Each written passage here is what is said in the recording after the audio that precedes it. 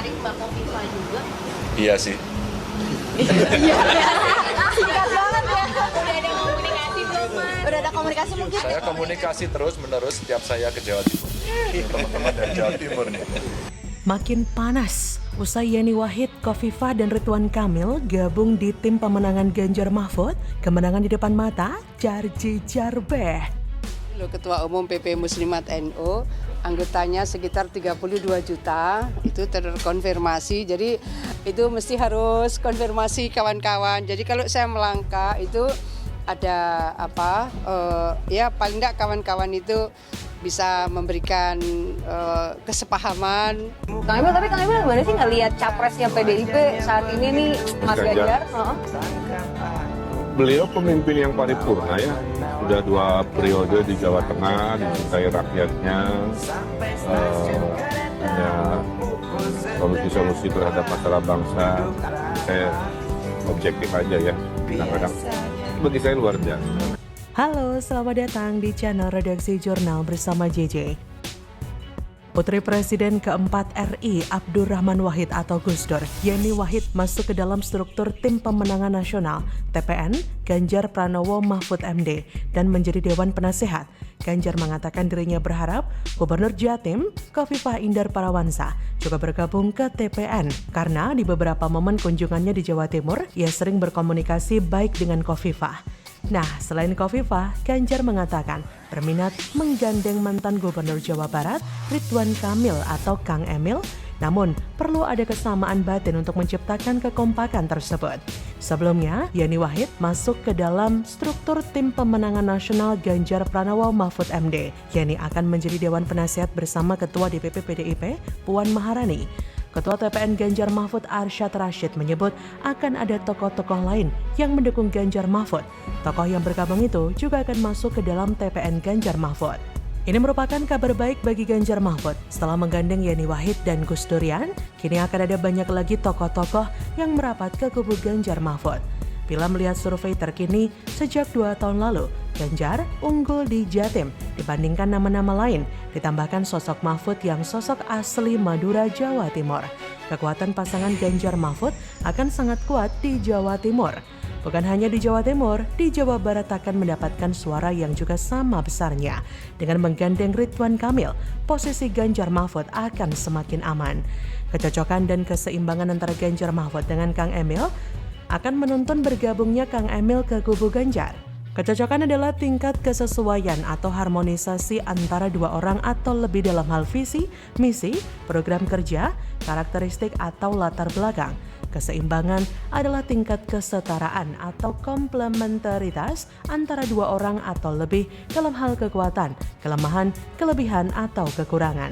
Ganjar dengan Kang Emil memiliki kecocokan yang cukup tinggi. Keduanya memiliki visi misi yang sejalan, yaitu menjadikan Indonesia sebagai negara maju, berkeadilan, dan berkelanjutan. Keduanya memiliki program kerja yang saling mendukung, yaitu pembangunan infrastruktur, ekonomi kreatif, dan digitalisasi. Keduanya memiliki karakteristik yang mirip, yaitu kreatif, inovatif, dan komunikatif.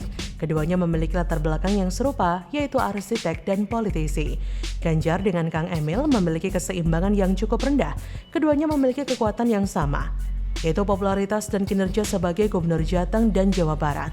Keduanya memiliki kelemahan yang sama, loyalitas partai dan dukungan koalisi. Keduanya memiliki kelebihan yang sama, basis massa di Pulau Jawa dan kalangan urban.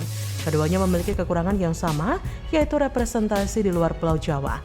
Kecocokan dan keseimbangan antara Ganjar dengan Kang Emil memberikan implikasi tentang seberapa besar kemungkinan dan keberhasilan dari mereka jika menjadi satu tim.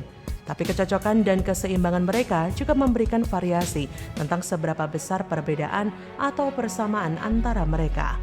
Walau dalam politik semua hal dipandang sebagai probabilitas, dalam arti tidak ada yang tidak mungkin. Pada akhirnya hal itu tidak akan bisa terlepas dari unsur yang bersifat determinan. Saya yakin jika Kang Emil dan juga Khofifah bergabung dengan Ganjar akan bisa menggabungkan kecocokan dalam menjadikan negara ini lebih maju. Bagaimana menurut Anda?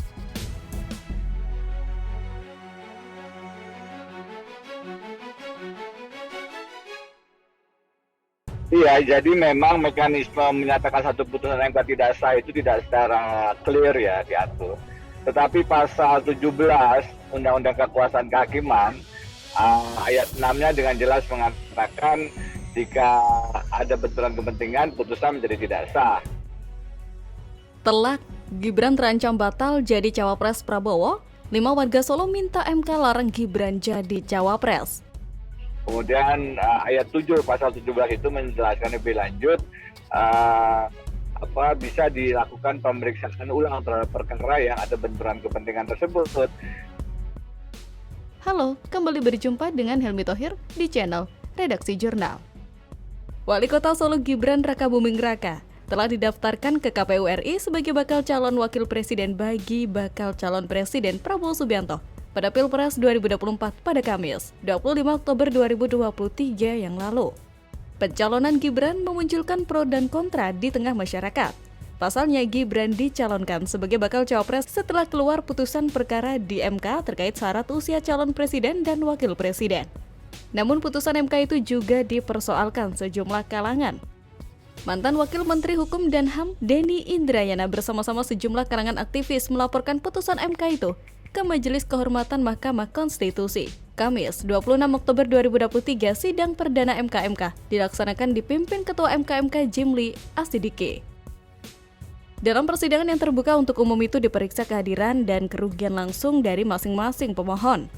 Sebelum sidang ditutup, Denny meminta izin, menyampaikan masukan dan pandangan bahwa putusan MK tidak bisa dilepaskan dari proses pencalonan Pilpres 2024 karena perkara yang paling menjadi sorotan adalah putusan perkara nomor 90/PUU/21/2023 terkait usia minimal Capres-Cawapres dalam Undang-Undang nomor 7 tahun 2017 tentang pemilu yang membuka peluang Gibran menjadi cawapresnya Prabowo Subianto.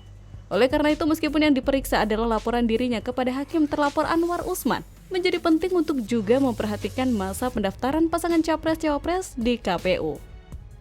Menurut dia, berdasarkan tahapan Pilpres, jadwal yang paling terkait adalah pengusulan bakal pasangan calon pengganti yang dimulai pada tanggal 29 Oktober dan berakhir pada 8 November 2023. Karena itu, dia menilai penting untuk putusan MK diterbitkan sebelum batas akhir pendaftaran di tanggal 8 November 2023.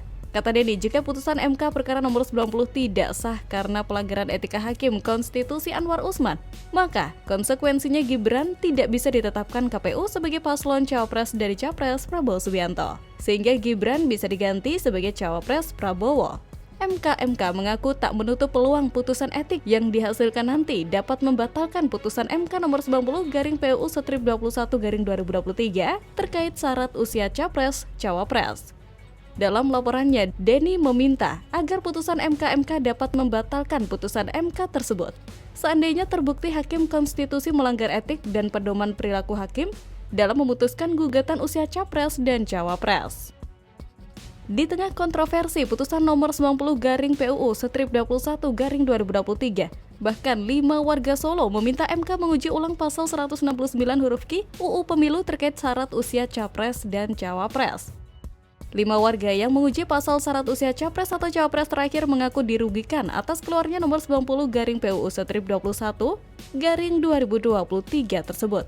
Ada beberapa hak konstitusional mereka yang diklaim terlanggar, yaitu hak atas jaminan, perlindungan, dan kepastian hukum yang adil, hak untuk memperoleh yang sama dalam pemerintahan, serta hak untuk bebas dari perlakuan diskriminatif. Tidak terdapat indikator objektif dalam menentukan seseorang telah dinyatakan matang dan berpengalaman. Namun setidaknya dalam penalaran yang wajar, seorang gubernur dengan populasi penduduk dan kompleksitas permasalahan lebih matang dan berpengalaman daripada seorang bupati atau wali kota. Oleh karena itu, kelima warga Surakarta tersebut meminta MK untuk membatasi apa yang dimaksud sebagai pilkada dalam amar putusan nomor 90/PUU/21/2023 dengan hanya memberlakukannya untuk pilkada tingkat provinsi. Bisa dibilang dan disimpulkan bahwa potensi Gibran menjadi cawapres Prabowo memang berpotensi gagal. Tapi apakah aduan itu bakal disetujui MK? Saya masih belum yakin, karena mau dituntut 1000 kali juga rasanya percuma. Keajaiban hanya berpihak pada kelompok sebelah. Mana mungkin berharap mereka menghancurkan keajaiban itu? Betul? Jadi bagaimana kalau menurut Anda?